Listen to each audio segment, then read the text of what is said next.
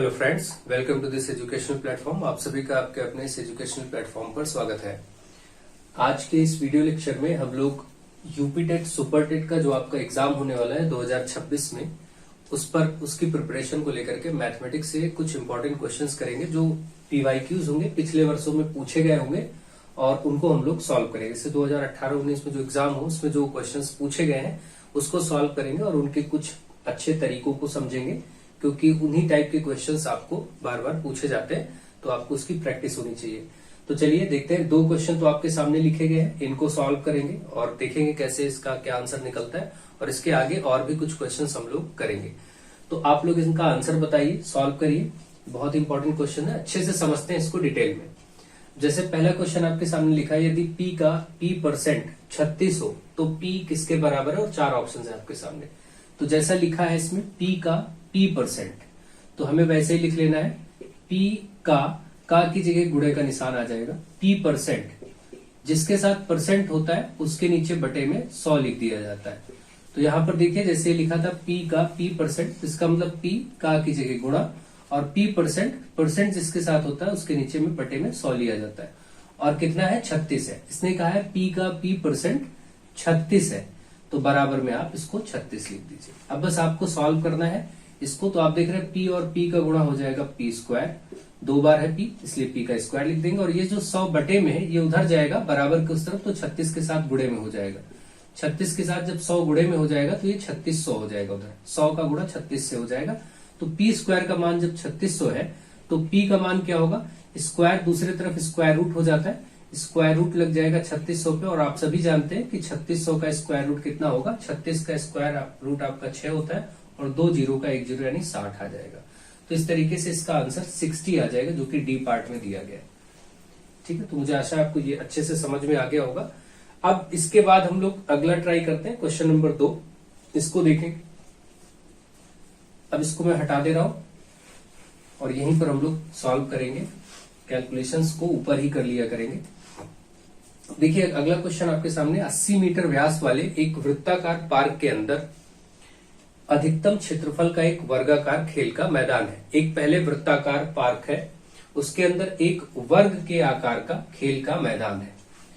तो इस खेल के मैदान का क्षेत्रफल बताना है। तो इसका अगर हम लोग डायग्राम बनाए, चित्र बनाए, तो सबसे पहले तो एक वृत्ताकार पार्क है और इसके अंदर वर्ग के आकार का, वर्ग मतलब जिसकी चारों भुजाएं बराबर होती हैं, खेल का मैदान बना हुआ है। पहले तो पार्क है वृत्त के आकार का, और फिर उसके अंदर ऐसे वर्ग की आकृति का आपको खेल का मैदान बनाया गया। इसमें मैदान का क्षेत्रफल बताना है, यानी इस वाले हिस्से का जो अंदर बना है इसका क्षेत्रफल बताना है।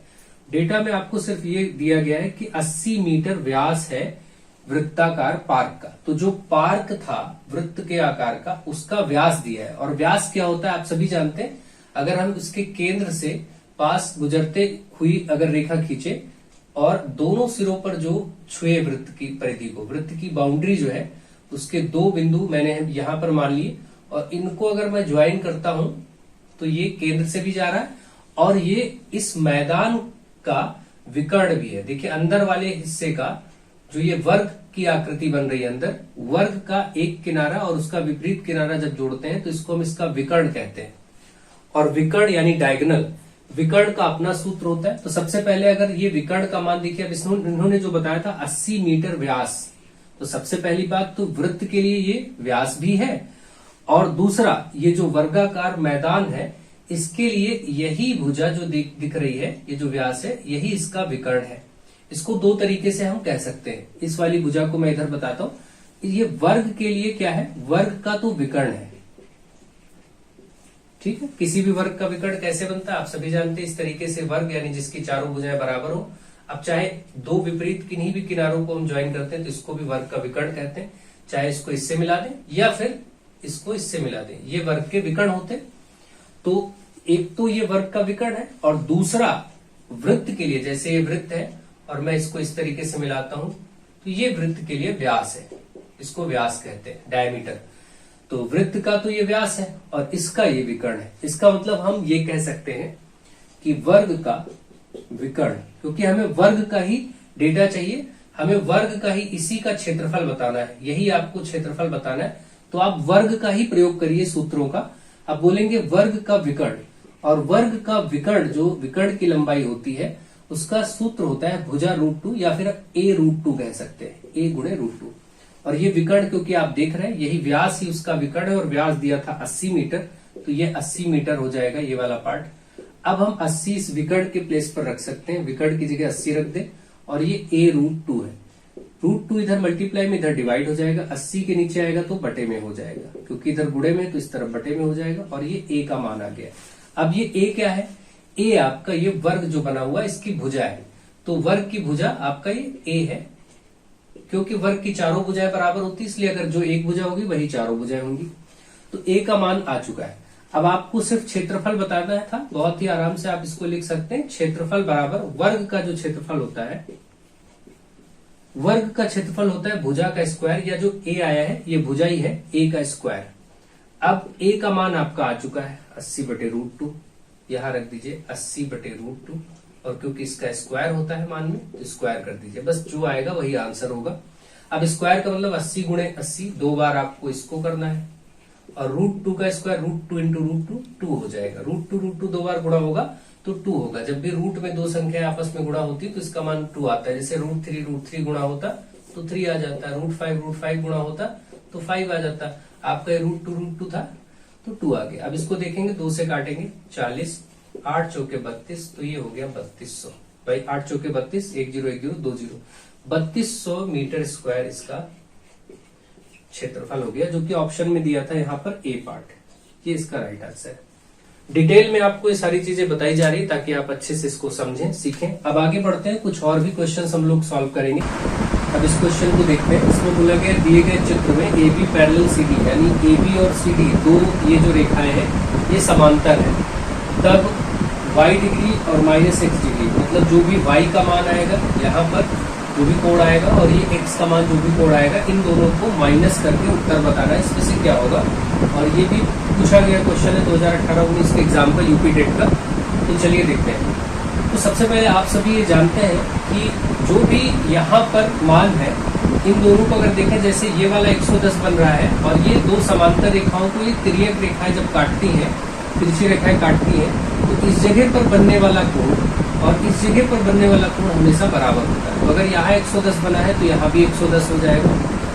और एक और आपको नियम पता है कि ये वाला पूरा टोटल कोण इधर और इधर का मिला के दोनों कोण, इधर का 110 और ये y मिला के 180 होगा, क्योंकि ये 180 एक रेखा पर बनने वाले कोण है। इस तरीके से जब एक रेखा पर दो कोण बनते हैं, एक ये और एक इधर, तो इन दोनों का हमेशा योगफल कितना होता है, 180 डिग्री होता है। ये दोनों कोणों का योगफल 180 होता है। तो 180 होगा, अगर ये 110 है तो ये y आएगा 70 डिग्री, यहाँ पर 70 आ गया।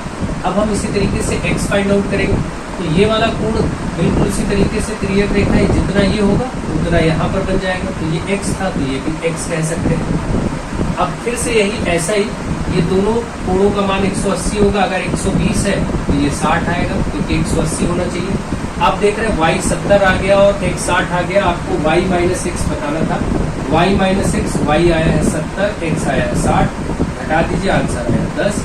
B part is the right answer. अब आपके सामने कुछ क्वेश्चंस लिखे, इनको भी देखेंगे।